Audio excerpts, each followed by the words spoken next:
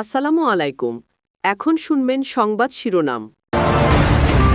সরবরাহ ঘাটতিতে রাতভর রাজধানীতে জ্বালানি সংকট।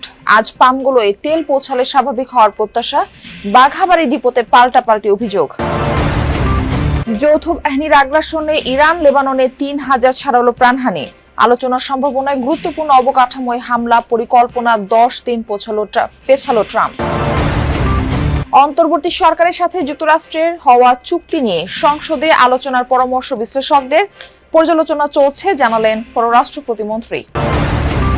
সংসদে কার্যকর বিরোধী দলের ভূমিকা পালন করতে চায় জামায়াত। তুলে ধরবে জনপ্রত্যাশা, বর্জন করবে জুলাই চেতনা বিরোধী সিদ্ধান্ত। এতক্ষণ শুনছিলেন সংবাদ শিরোনাম, এবার বিস্তারিত। সরবরাহ সংকটে বৃহস্পতিবার রাতভর জ্বালানি তেল দেওয়া বন্ধ রাখে রাজধানীর প্রায় সবগুলো ফিলিং স্টেশন। শহরে একের পর এক ফিলিং স্টেশন ঘুরেও মেলেনি জ্বালানি। পাম্পগুলোতে ঝুলছে তেল নেই সাইনবোর্ড। সরবরাহ বন্ধ থাকায় বিপাকে মোটরসাইকেল আর ব্যক্তিগত গাড়ি চালকরা। অনেকেই ঘন্টার পর ঘন্টা লাইনে দাঁড়িয়েছিলেন, কিন্তু ফিরেছেন খালি হাতে। পাম্প মালিকরা বলছেন, মজুদ ফুরিয়ে যাওয়ায় সাময়িকভাবে বিক্রি বন্ধ রাখতে হয়েছে। আজ ডিপো থেকে তেল পৌঁছালে আবারও স্বাভাবিক হবে কার্যক্রম। তবে গ্রাহকদের কণ্ঠে ক্ষোভ। সংকট নিরসনে সরকারকে দ্রুত কার্যকর উদ্যোগ নেওয়ার আহ্বান তাদের। ছুটির দিন বাদে সপ্তাহের 5 দিনই সরগরম সিরাজগঞ্জের বাঘাবাড়ি অয়েল ডিপো। সকাল থেকে বিকাল পর্যন্ত ডিপোর সামনে ভিড় থাকে ট্যাঙ্ক, লরি চালক, পাম্প মালিক আর এজেন্টদের। তবে প্রত্যেকেরই অভিযোগ, ডিপো থেকে চাহিদা মোতাবেক তেল দেয়া হচ্ছে না। কেন প্রয়োজন অনুযায়ী জ্বালানি সরবরাহ হচ্ছে না, সে বিষয়ে কথা বলতে নারাজ ডিপো কর্তৃপক্ষ। ইউএনওর দাবি, ভোক্তা পর্যায়ে অতিরিক্ত তেল নিয়ে মজুত করা হচ্ছে। সিরাজগঞ্জ শাহজাদপুরের বাঘাবাড়ি অয়েল ডিপো। এখান থেকেই উত্তরাঞ্চলের 16 জেলা সহ মোট 20 জেলায় সরবরাহ করা হয় জ্বালানি তেল। ডিপোর সামনে ট্যাঙ্ক লরির ভিড় চোখে পড়ার মতন। বন্ধের দিন বাদে এই চিত্র নিত্যদিনের। লরি চালকরা আক্ষেপ করে জানালেন, ঘন্টার পর ঘন্টা দাঁড়িয়ে থেকেও চাহিদা অনুযায়ী তেল মিলছে না। একই অভিযোগ পাম্প মালিকদেরও। বলেন, গ্রাহকদের সন্তুষ্ট করতে প্রতিদিনই গলদঘর্ম হতে হচ্ছে। ডিপো থেকে জ্বালানি দেওয়ার আশা দিলেও আদতে যতটুকু তেল দিচ্ছে তা অপ্রতুল। কেউ আবার অভিযোগ করছেন, এজেন্টদের বেশি জ্বালানি দেওয়া হচ্ছে। তবে এজেন্টরাও একই সুরে সুর মেলালেন। তাদেরও কথা, ডিপো থেকে বেশিরভাগই তেল পাচ্ছেন না। হাতে গোনা কয়েকজন যা পাচ্ছেন তাতে চাহিদা মেটে না। কেন চাহিদা অনুযায়ী তেল দেওয়া হচ্ছে না, এই বিষয়ে জানতে চাইলে ক্যামেরার সামনে কথা বলতে রাজি হয়নি ডিপো কর্তৃপক্ষ। উপজেলা নির্বাহী কর্মকর্তা বললেন, গত বছরের চেয়ে এবার লিফটিং বেশি। দ্রুতই চট্টগ্রাম বন্দর থেকে বাঘাবাড়ি বন্দরের উদ্দেশ্যে 11টি তেলবাহী জাহাজ রওনা করার কথা রয়েছে। ইসরায়েলে ক্ষেপণাস্ত্র হামলা অব্যাহত রেখেছে ইরান। বৃহস্পতিবারও কয়েক দফায় রাজধানী সহ একাধিক শহরে মিসাইল ছড়ে রেভলিউশনারি গার্ড। একজনের প্রাণহানির খবর পাওয়া গেছে, আহত বেশ কয়েকজন। এছাড়া অন্যান্য শহরগুলোতেও মিলছে ক্ষয়ক্ষতির খবর। সংযুক্ত আরব আমিরাত ও কুয়েতেও মিসাইল, ড্রোন হামলা চালিয়েছে ইরান। এদিকে ইরান জুড়ে আগ্রাসন চালিয়ে যাচ্ছে যৌথ বাহিনী। পূর্বাঞ্চলে মিলেছে বিস্ফোরণের খবর। ইস্পাহানের একটি কারখানা ব্যাপক ক্ষতিগ্রস্ত। এছাড়া লেবাননের বৈরুত সহ দক্ষিণাঞ্চলেও ব্যাপক হামলা চালিয়ে যাচ্ছে আইডিএফ।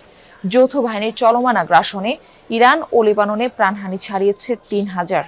ইরানের বিদ্যুৎ কেন্দ্র ও জ্বালানি অবকাঠামোয় সম্ভাব্য হামলা আরও 10 দিনের জন্য পিছিয়েছে যুক্তরাষ্ট্র। ট্রুথ সোশ্যালে দেয়া এক পোস্টে বিষয়টি জানিয়েছেন মার্কিন প্রেসিডেন্ট ডোনাল্ড ট্রাম্প। দাবি, ইরান সরকারের অনুরোধেই এই সিদ্ধান্ত নিয়েছেন তিনি, যা 6 এপ্রিল রাত 8টা পর্যন্ত বহাল থাকবে। তেহরানের সাথে সম্ভাব্য চুক্তি নিয়েও আলোচনা চলছে। পোস্টে সেই দাবিও করেন ট্রাম্প।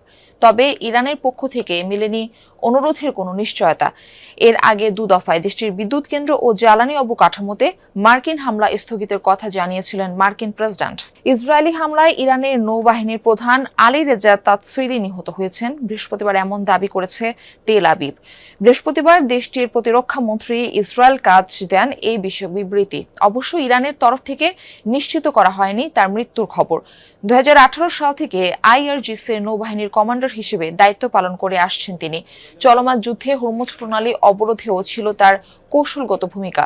গতকাল ইরানে অভিযান চালিয়ে আমরা আইআরজিসির নৌবাহিনীর কমান্ডারকে নির্মূল করেছি। ইরানের শেষ শীর্ষ নেতাকে হত্যা করা পর্যন্ত এই অভিযান অব্যাহত থাকবে। এটি আমাদের ও আমাদের মিত্র যুক্তরাষ্ট্রের মধ্যকার সহযোগিতার আরও একটি জ্বলন্ত উদাহরণ। হরমুজ প্রণালী এবং পারস্য সাগরে আধিপত্য বিস্তারের কারণে আলোচিত ইরানের নৌবাহিনীর প্রধান আলী রেজা তাতসিরি দায়িত্ব গ্রহণের পর 8 বছরে তার নিয়ে ভিন্নধর্মী কৌশলের কারণে অপ্রতিরোধ্য ইরানে অন্তর্বর্তী সরকারের সময় যুক্তরাষ্ট্রের সাথে সই হওয়া চুক্তি নিয়ে সংসদে আলোচনার পরামর্শ দিচ্ছেন বিশ্লেষকরা। তারা বলছেন, চুক্তি বাতিল না করলেও বাস্তবায়নের সময়সীমা এবং ওয়াশিংটনের সাথে আরেকটু আলাপ আলোচনা করতে পারে নির্বাচিত সরকার। পররাষ্ট্র প্রতিমন্ত্রী জানালেন, চুক্তিটি পর্যালোচনা করা হচ্ছে। সংসদ বা বাইরে যে কোনো জায়গায় হতে পারে আলোচনা। সংসদ নির্বাচনের মাত্র ৩ দিন আগে ৯ ফেব্রুয়ারি যুক্তরাষ্ট্রের সঙ্গে এগ্রিমেন্ট অন রেসিপ্রোকাল ট্রেড বা এআরটি সই করে বাংলাদেশ। এতে যুক্তরাষ্ট্রে বাংলাদেশি পণ্য রপ্তানিতে শুল্ক কমে দাঁড়ায় ১৯%। বিপরীতে দেশটি থেকে তুলা ও বোয়িং আমদানি সহ নানা শর্ত যুক্ত হয়। যুক্তরাষ্ট্র ছাড়া অন্য কোনো দেশ থেকে পণ্য আমদানিতে নিয়ন্ত্রণের কথাও আছে চুক্তিতে।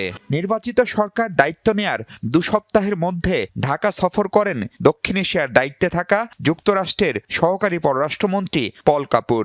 সফরেও ঘুরে ফিরে আসে চুক্তি বাস্তবায়ন প্রসঙ্গ। পল কাপুরের সঙ্গে বৈঠকের পর পররাষ্ট্রমন্ত্রী দাবি করেন, ক্ষমতাসীন ও বিরোধী দলের সম্মতিতেই সই হয়েছিল এই চুক্তি। চুক্তিটি চূড়ান্ত অনুমোদনে ৬০ দিনের সময়সীমা নির্ধারিত। মধ্যপ্রাচ্য সহ বর্তমান বাস্তবতায় এই সময় বাড়ানো এবং চুক্তি নিয়ে সংসদে আলোচনা করা যায় কিনা সেই পরামর্শ দিচ্ছেন অনেকে। রমজানে মাত্র ২ দিনের জন্য বসেছিল জাতীয় সংসদের অধিবেশন। আসছে রোববার আবার শুরু হচ্ছে সংসদ। প্রশ্ন হচ্ছে, বহুল আলোচিত চুক্তিটি কি উঠছে সংসদের আলোচনায়? সরকারের দাবি, সবার আগে বাংলাদেশ এই নীতিতে অটুট থেকে জাতীয় স্বার্থ রক্ষায় তাদের অগ্রাধিকার। সংসদে বিরোধী দল হিসেবে জনগণের দুঃখ, কষ্ট, দুর্ভোগ ও প্রত্যাশার কথা তুলে ধরবে জামায়াতে ইসলামী। এমনকি ভালো কাজে সরকারকে সহযোগিতার কথাও বললেন দলটির নেতারা। তবে গণবিরোধী কিংবা জুলাই চেতনার বিরুদ্ধে যে কোনো সিদ্ধান্ত কঠোরভাবে মোকাবেলা করা হবে। জামাতে ইসলামীর রাজনীতি নিয়ে আলোচনা সমালোচনা দীর্ঘদিনের। এবারই তারা প্রথম সংসদে প্রধান বিরোধী দল। অনলাইনে দলটির মাঠের কর্মীরা যত আক্রমণাত্মকই হোক, নেতারা বলছেন তারা বের হতে চান গতানুগতিক ধারার রাজনীতি থেকে, ভূমিকা রাখতে চান জন আকাঙ্ক্ষা পূরণে। সংসদ অধিবেশন শুরুর দিনই ওয়াকআউট করেছিল জামাত। বিরোধী এমপিরা বেরিয়ে গিয়েছিলেন রাষ্ট্রপতির ভাষণের প্রতিবাদে। নেতারা বলছেন সরকার উন্নয়নের জন্য ইতিবাচক সিদ্ধান্ত নিলে সহযোগিতা করবেন, কিন্তু জুলাই চেতনার বিষয়ে ছাড় দিবে না দলটি। এই 2 সিনিয়র নেতাই বলছেন সংসদীয় গণতন্ত্রে আস্থা রাখছে জামাত, ভূমিকা রাখতে চায় সত্যিকারের বিরোধী দল হিসেবে। বহু বছর পর আবারও হাম ও গুটি বসন্তের প্রাদুর্ভাব। রাজধানীতে মহাখালীর সংক্রামক ব্যাধি হাসপাতালে বাড়ছে আক্রান্ত রোগীর সংখ্যা। বর্তমানে হাসপাতালটিতে ভর্তি ১২০ জন রোগী, যাদের বেশিরভাগই হাম ও গুটি বসন্তে আক্রান্ত শিশু। চিকিৎসকরা জানান, টিকাদানে অভিভাবকদের অসতর্কতা এবং বুস্টার ডোজ না দেয়ায় এই প্রাদুর্ভাব। রাজধানীর মহাখালীর সংক্রামক ব্যাধি হাসপাতালে বাড়ছে হাম ও গুটি বসন্তে আক্রান্ত রোগীর সংখ্যা। বহু বছর পর এই 2 রোগের এমন প্রাদুর্ভাবে নতুন করে উদ্বেগ দেখা দিয়েছে জনমনে। বর্তমানে এই হাসপাতালে ভর্তি আছেন ১২০ জন রোগী। তাদের বেশিরভাগই শিশু, যারা হামে আক্রান্ত। চলতি বছরের ফেব্রুয়ারি থেকে এখন পর্যন্ত এই হাসপাতালে চিকিৎসা নিয়েছেন প্রায় ৭০০ জন। এজন্য টিকাদানে অভিভাবকদের অসচেতনতাকে দায়ী করেছেন হাসপাতালটির